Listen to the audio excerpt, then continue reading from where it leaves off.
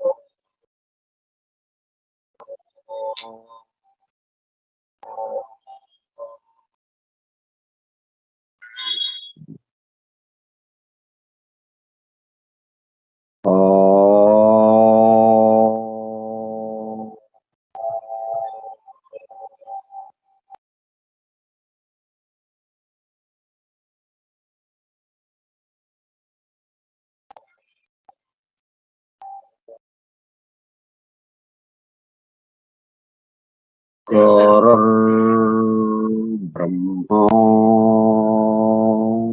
गुरुर्विष्णुः गुरुर्देवो महेश्वरः गुरुः साक्षात् परं ब्रह्म तस्मै श्री गुरवे नमः.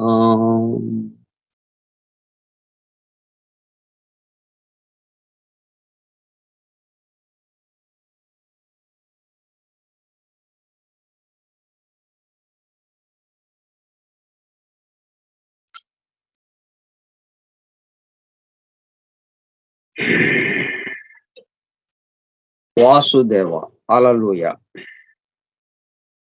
The hidden wisdom in the Holy Bible.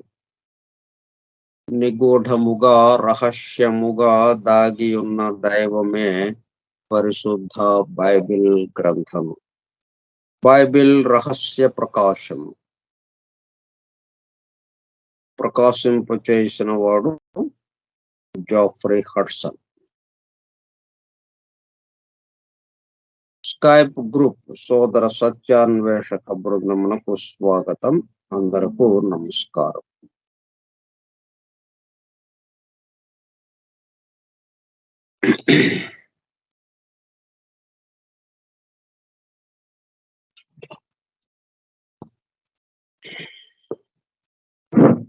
మనం సృష్టిలో ఉన్నటువంటి మౌలిక తత్వ దివ్య ధర్మం ఏవైతే ఉన్నదో దాని గురించి చెప్పుకుంటున్నాం. ఎందుకు చెప్పుకోవాల్సిన అవసరం ఉందంటే దాని ప్రకారమే సృష్టి అంతా నడుస్తుంది. విశ్వమంతా, ఈ విశ్వంలోని సమస్తము ఆ ధర్మము ప్రకారమే నడుస్తుంది.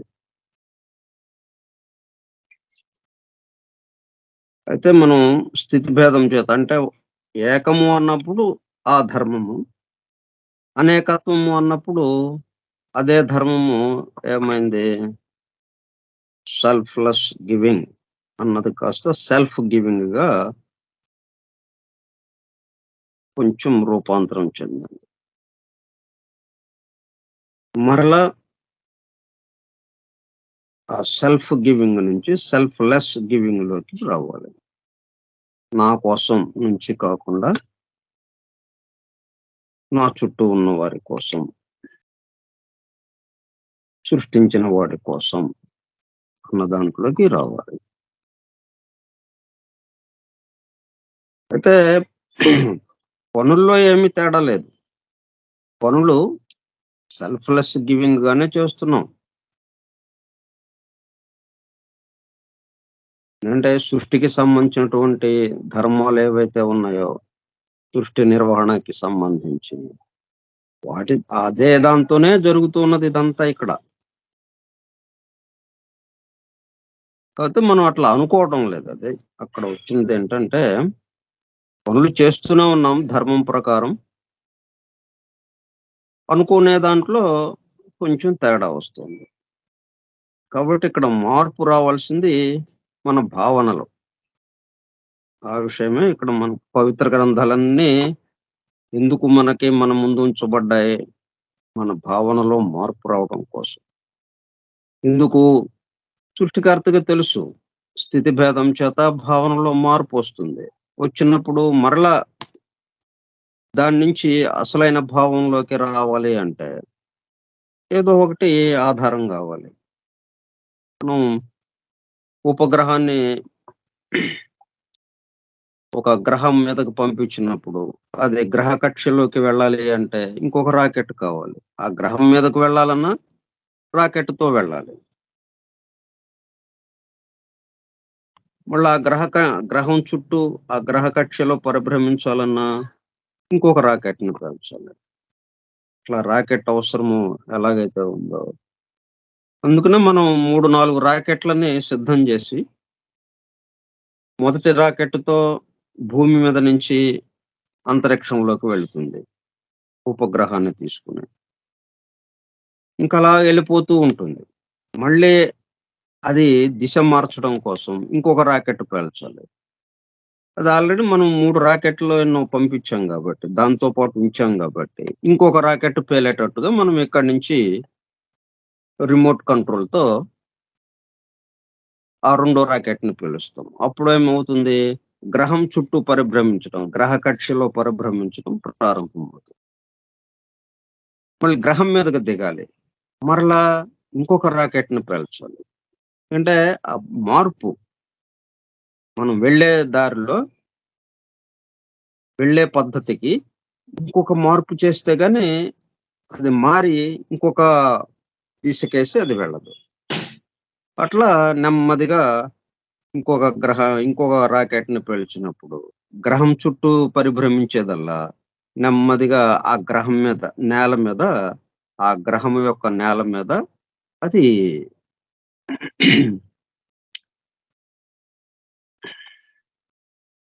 చేరుతుంది. నేల మీదకి చేరుతుంది. అది. అట్లా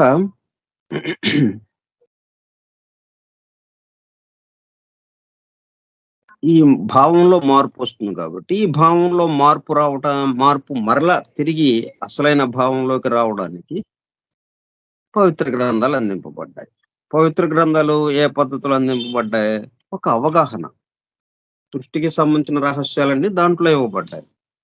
ఆ సృష్టికి సంబంధించిన అమరిక, కూర్పు దాంట్లో తెలియజేయబడింది. వాటిని అవగాహన చేసుకుంటే, మన భావాల్లో ఆ ప్రయత్నంగా మార్పొచ్చేస్తుంది. ఆ పద్ధతిలో ఇవ్వబడిందనమాట. సరే.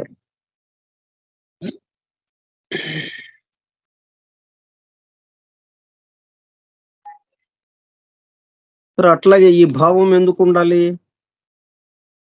కోడిగుడ్డు కోడిగుడ్డు కోడి గుడ్డును పెట్టింది. పిల్లను పెట్టకుండా గుడ్డును పెట్టింది. మామూలుగా అయితే మనం ఆహ్, బతికున్న శిశువుని ప్రసవించడం జరుగుతుంది గదా!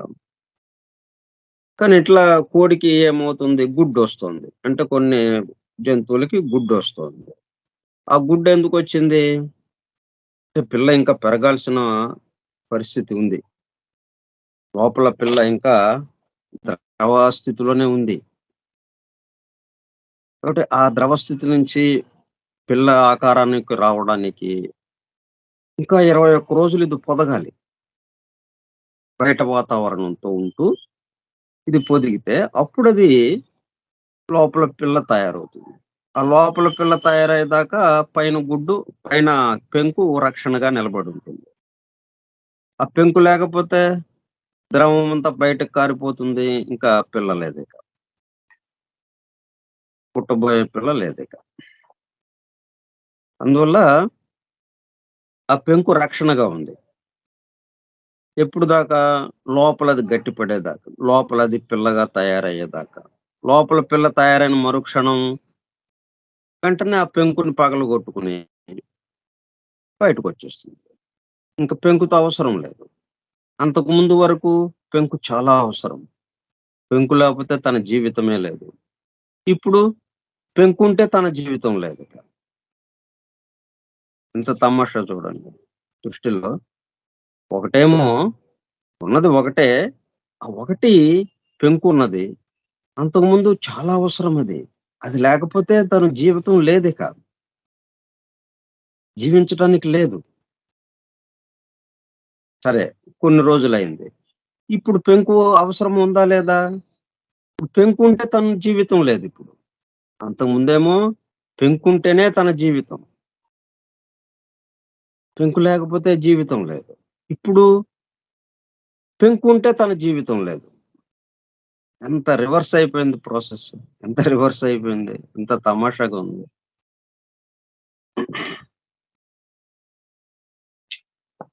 అది ఈ సృష్టిలో జరుగుతున్నది. ఇప్పుడు ఆ పెంకును పగలగొట్టుకొని బయటికి రావటం. అట్లాగే మనం ఈ భావన లేకపోతే, ఈ అనేకత్వంలో మనం ఉన్నాం కాబట్టి, నేను అన్న భావన లేకపోతే మనం జీవించలేమిక్కడ.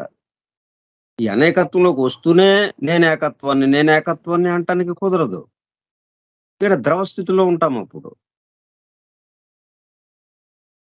గట్టిపట్టం జరగదు. అందువల్ల క్రమక్రమంగా నేను నా కోసం కొంతకాలం పాటు అది ఉండాలి. తర్వాత ఆ నేను నా కోసమే నా చుట్టూ ఉన్న వారి కోసం. ఎందుకంటే తయారైపోయింది. ఇక లోపల పిల్ల తయారైంది. ఇంకిప్పుడు రక్షణ కవచంగా ఉన్నటువంటి నేను నా కోసం అన్నది అక్కర్లేదిప్పుడు. ఆ నేను నా కోసం ఇప్పుడుంది అంటే, దానివల్ల మనం లోపల ఉన్న పిల్ల ఊపిరాడక చనిపోతుంది. ఈ నేను నా కోసము అన్న దాంతో మనం ఇంకా అలాగే కంటిన్యూ అయిపోతే, అలాగే ఉండిపోతే మనము చాలా ఇబ్బందులకు గురవుతున్నట్టుగా గందరగోళం అయిపోతాం. ఆ దైవానుభూతిలోకి వెళ్ళలేము మనం. అట్లా ఉంటుందనమాట. కాబట్టి అది అవసరమే. మళ్ళీ దాని నుంచి బయటపడడము అవసరమే. అందుకని దాని నుంచి బయటపడటం కోసం ఈ పవిత్ర గ్రంథాలు, ఈ సృష్టి యొక్క అమరిక కూర్పు మన ముందుంచబడ్డాయి. ఎప్పుడైతే ఆ అమరిక కూర్పు మనకి అవగతమైందో, వెంటనే ఆ భావంలో మనకి అప్రయత్నంగా మార్పొస్తుంది. నా కోసం గాదు, నా చుట్టూ ఉన్న వారి కోసం. సృష్టించిన వాడి కోసం. చుట్టూ ఉన్న వారి కోసం అంటే అర్థం ఏంటి? సృష్టించిన వాడి కోసం. అట్లా అయిపోతుంది. అప్పుడు ఆ దైవ భావంలోకి వెళ్ళిపోతాం.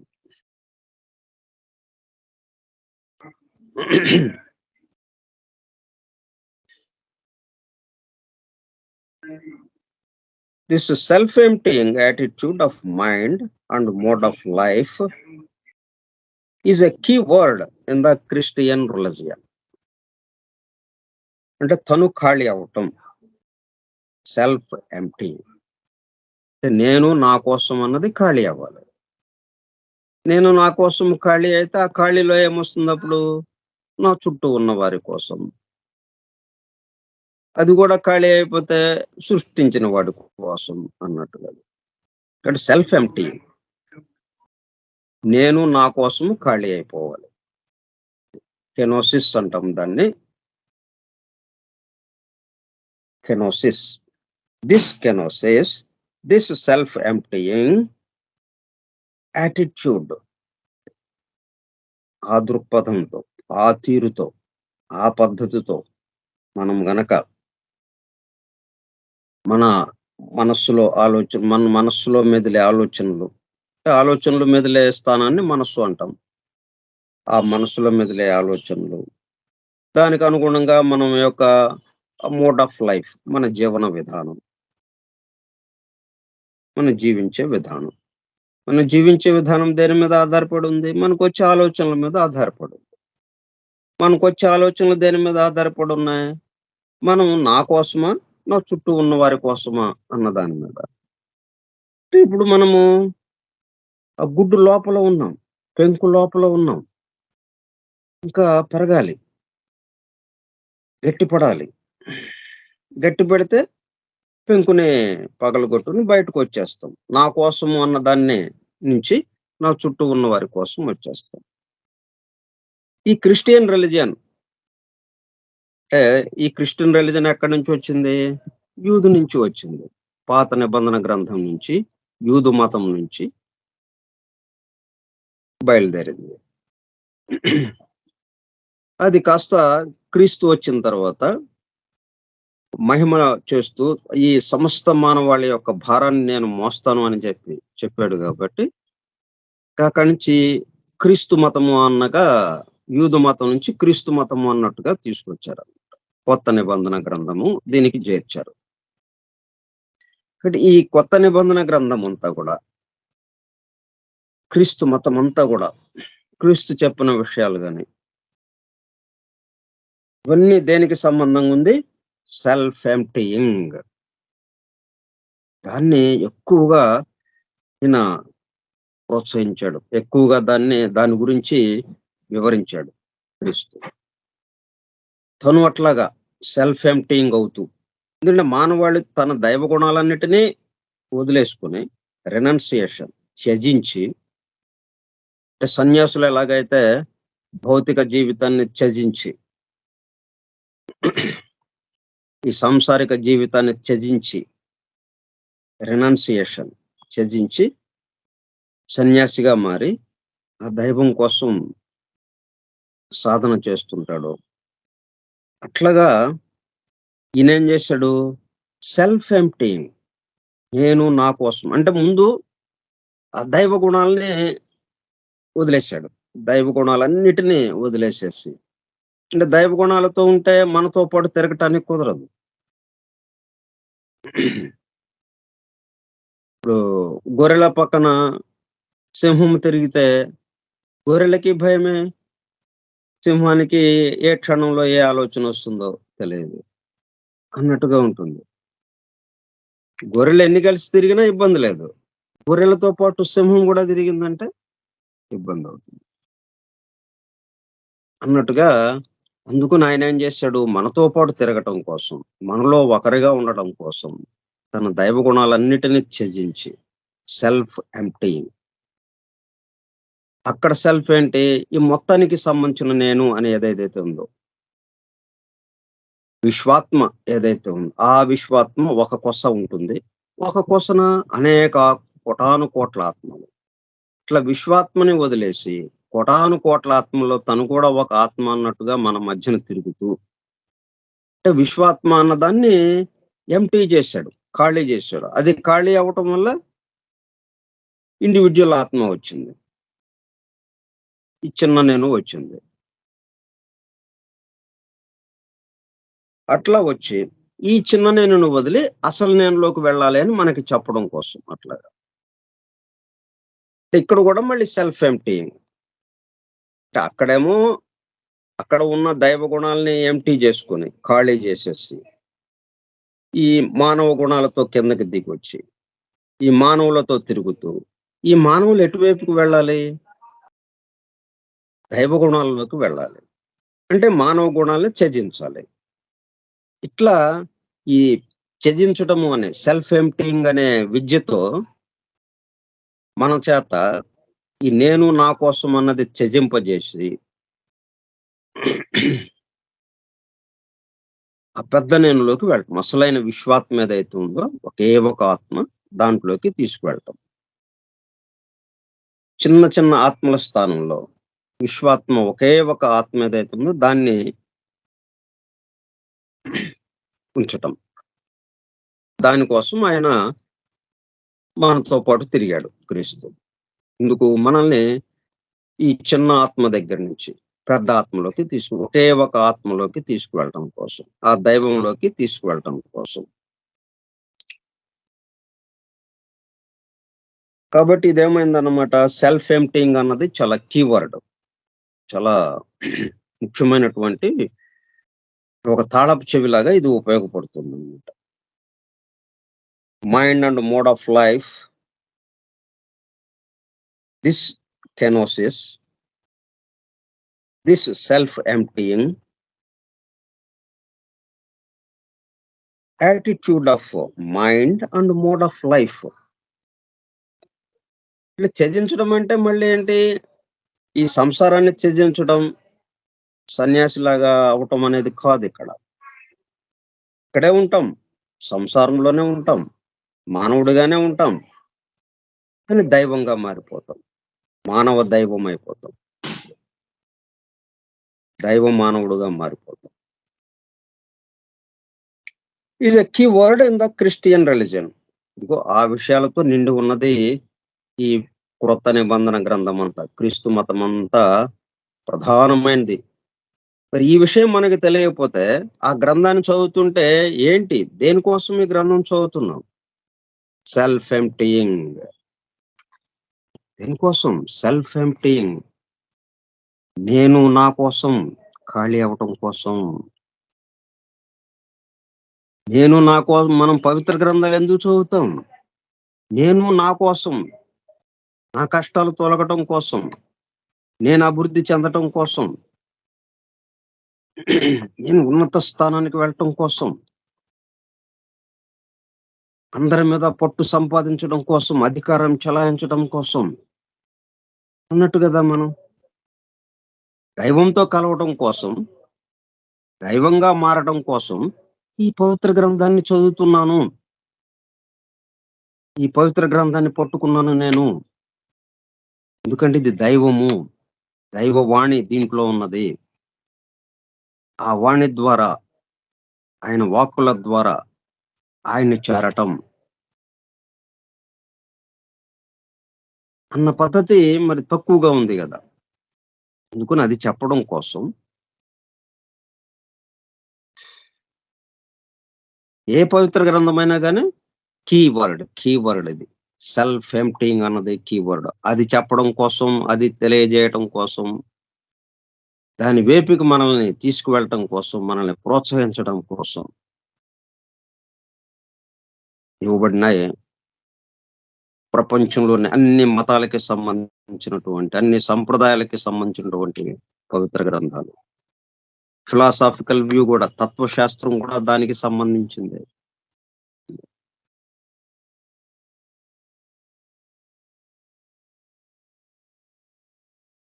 It is applied to the life of the disciple by our Lord in his words. It is applied to the life of the disciple by our Lord in his words.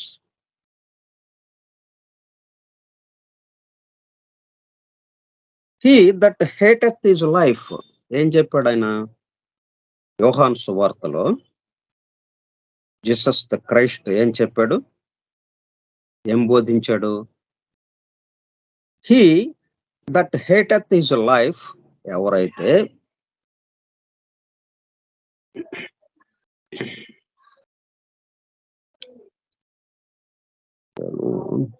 attitude.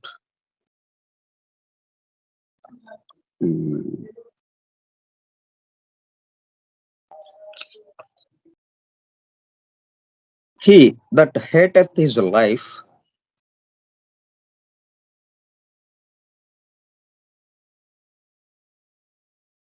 in this world, ఈ ప్రపంచంలో, shall keep it unto life eternal. అంటే ఈ ప్రపంచంలో ఉన్న జీవితాన్ని, ఈ ప్రాపంచిక జీవితాన్ని వదిలేస్తే అప్పుడు ఆ స్థానంలో ఏమే వచ్చేస్తుంది? దైవ సామ్రాజ్యం వచ్చేస్తుంది. దైవ జీవితం వచ్చేస్తుంది. శాశ్వత జీవితం మనకి అందుతుంది. శాశ్వత జీవం మనకు అందుతుంది. దాంతో నింపబడుతుంది. అది ఎక్కడిచ్చాడు? 12వ అధ్యాయము 25వ వాక్యంలో ఉంది. అది చదువుదాం.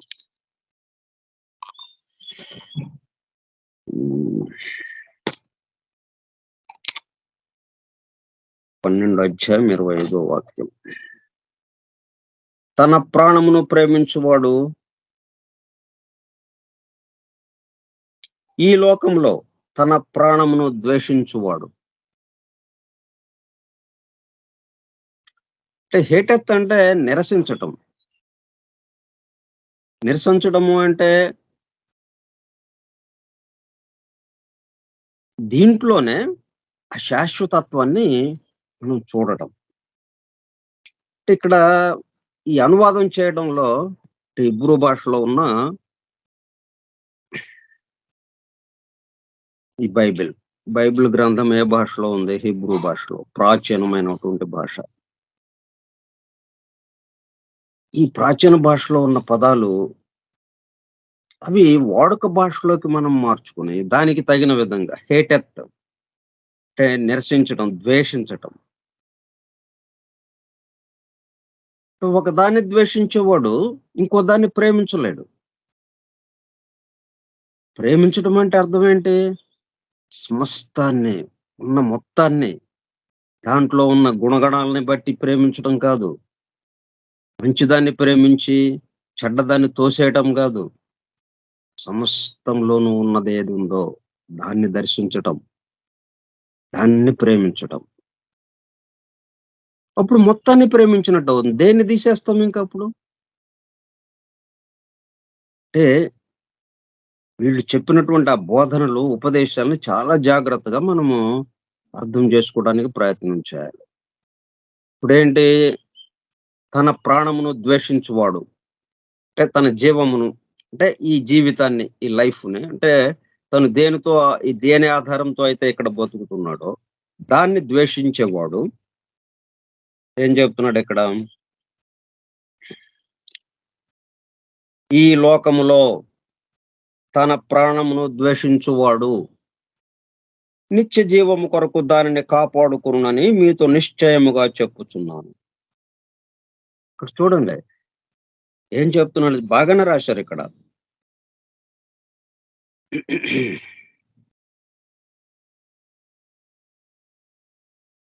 ఈ లోకంలో తన ప్రాణమును ద్వేషించువాడు నిత్య జీవము కొరకు దానిని కాపాడుకొనునని మీతో నిశ్చయముగా చెప్పుచున్నాను. అంటే ఇప్పుడు ప్రాణాన్ని మనము ప్రేమిస్తున్నాం ఎంతవరకు? అది మృత్యువు సంభవించేంత వరకు, ఈ భౌతిక దేహాన్ని విడిచేంత వరకు ప్రేమిస్తున్నాం దాన్ని. ఇంకా అంతకు మించి మనము దాన్ని ఏం చేయలేకపోతున్నాం కదా మనం. నిత్య జీవము రావడం లేదు మనకి. అమృతత్వ స్థితి, మరణం లేని స్థితి లేదు మనకి. అందుకని మరణం ఉన్నంత వరకు, అంటే మనం పుట్టిన దగ్గర నుంచి, ఊహ తెలిసిన దగ్గర నుంచి ఏం చేస్తున్నాం? మనము మరణించే వరకు ప్రాణాన్ని ప్రేమిస్తున్నాం మనం. ప్రాణాన్ని ప్రేమిస్తున్నాం కాబట్టి అది ఎటువంటి ప్రాణం అయిపోయింది? ఆది అంతములు కలది. మృత్యువుతో అంటే మరణించేది అయిపోయింది అది. ఈ రోజుండి రేపు కనుమరుగైపోతుంది. ఈ రోజుండి రేపు కనుమరుగయ్యే దాన్ని ప్రేమిస్తున్నాం మనం. మన ప్రాణాన్ని ప్రేమించడం అంటే అర్థం ఏంటి? మన జీవితాన్ని, మనల్ని ప్రేమిస్తున్నామంటే అర్థం ఏంటి? ఇది ఈ రోజుండి రేపు కనుమరుగయ్యే దాన్ని ప్రేమిస్తున్నాం మనం. మనం దేన్ని ప్రేమించాలి? ఆది అంతములు లేనిది, నిత్య జీవము, శాశ్వతముగా ఉండేది, ఎల్లప్పుడూ ఉండేది. దాన్ని మనం ప్రేమించాల్సిందే. అంటే అది ఉంది గదా!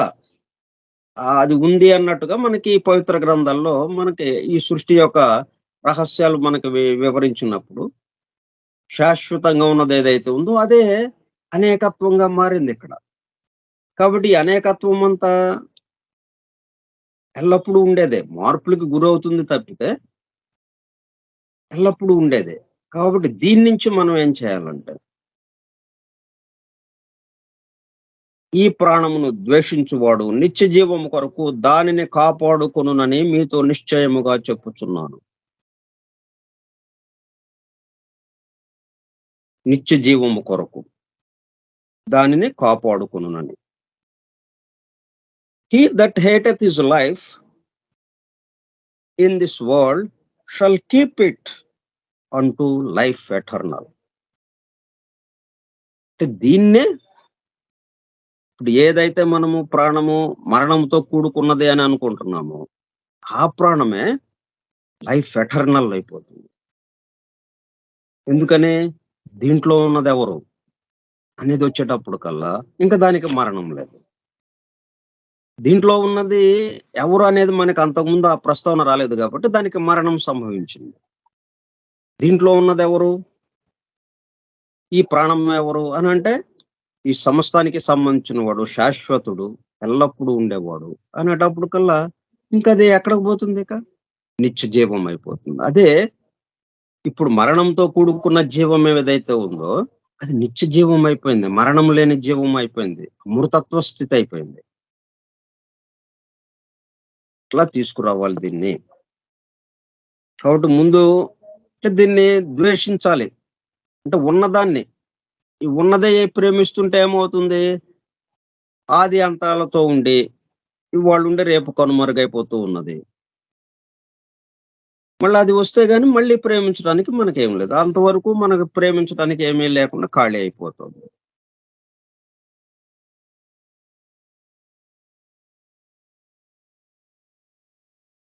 ఒకడు నన్ను సేవించిన యెడల నన్ను వెంబడింపవలెను. అప్పుడు నేను ఎక్కడ ఉండును? ఎక్కడ ఉందునో అక్కడ నా సేవకుడు ఉండును.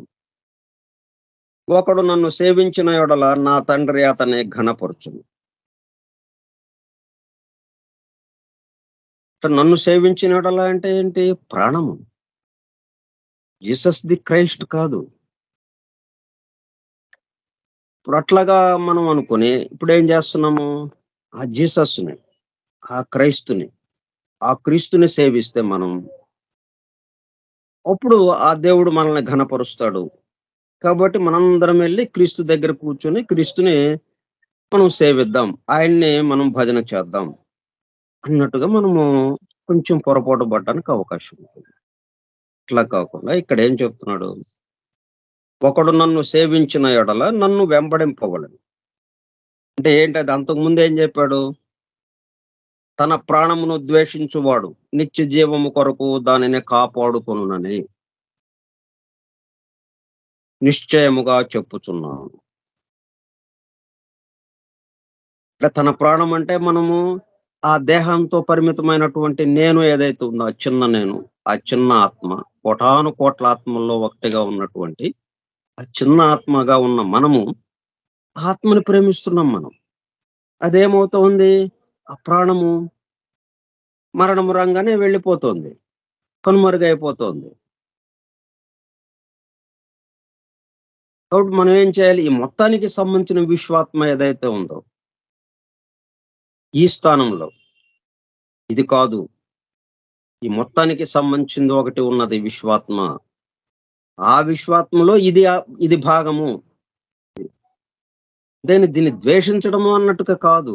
ఇది అసలు దాంట్లో భాగము అనంటే చాలు ఇక మనకి.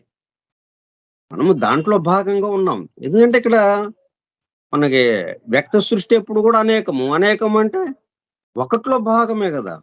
1/10 అంటే 10 మొత్తం 10 ఉన్నాయండి. 10 ఉంటే 10లో 1 మనం. ఇంకొకడు 10లో ఇంకొకటి. 10లో 2, 10లో 3, మూడోవాడు, 10లో నాలుగోవాడు. అంటే ఒకటిలో నాలుగోవాడు. 1/10 అంటే ఇట్లాగా మనం మొత్తానికి సంబంధించి ఆ ఒకటిలో ఉన్నవాళ్ళం మనం అనంటే చాలిక. ఇప్పుడు దేన్ని ద్వేషించగలి. ఇప్పుడు మనకున్నటువంటి ఈ రోజుంటే రేపు కనుమరుగవుతున్న ప్రాణం ఉంది. ఈ చిన్న నేను వెళ్ళిపోతోంది. కానీ వెళ్ళిపోయి ఎక్కడికెళ్తోంది? ఆ విశ్వాత్మలో కలిసిపోతోంది. ఈ నది ఎక్కడికి వెళ్ళిపోతుంది? సముద్రంలోకి వెళ్ళిపోతోంది. అట్లాగా అంటే సముద్రంలో భాగము నది. ఈ విశ్వాత్మలో భాగము ఈ చిన్న ఆత్మ. కోటాను కోట్ల ఆత్మలుగా ఉన్నటువంటి ఇవన్నీ గూడా ఆ విశ్వాత్మలో భాగము. ఇట్లా ఈయన చెప్పినటువంటి విషయాల్ని కొంచెం మనం రేపు గూడా వివరించుకుందాం. స్వస్తి ప్రజాభ్యః పరిపాలయంతాం న్యాయేణ మార్గేణ మహిం మహిషాః. ఓ బ్రాహ్మణేభ్యః శుభమస్తు నిత్యం. లోకాః సమస్తాః సుఖినో భవంతు. లోకాః సమస్తాః సుఖినో భవంతు. లోకాః సమస్తాః సుఖినో భవంతు. ఓం శాంతి శాంతి శాంతిః. ఓపికగా ఉన్నటువంటి సోదర సత్యాన్వేషక బృందమునకు ధన్యవాదములు. Thank you all.